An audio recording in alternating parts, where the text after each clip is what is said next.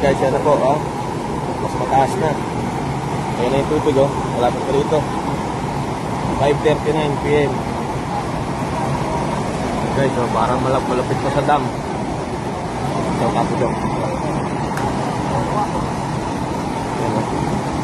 Malapit sa tubig. Ayan, guys. Mga taga Marikina, magsilikas na kayo.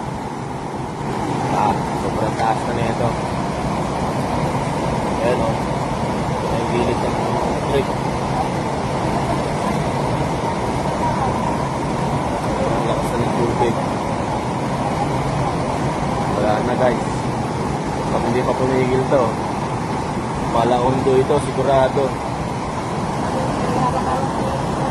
Ayan yung kabilang side. Ayan, oh. Ganyan kalakas po, oh. Oh. Ito po, yung outpost po, nadala na.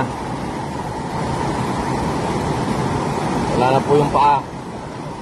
Oh, konti na lang, bibigyan na yung bahay ni Kuya. Dalawa na lang yung nakakapit na pako. Ayan guys, so si Kuya, relax lang, oh. Kahit matatangay na yung bahay niya.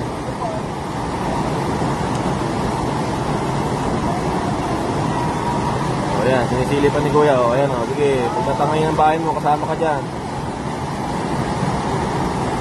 So, nakaligpit na po yung gamit niya, ayan. Ayun pa akin na.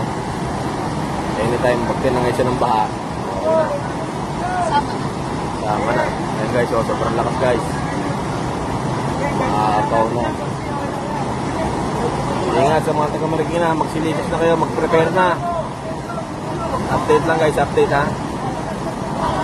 5:40 guys, 5:40.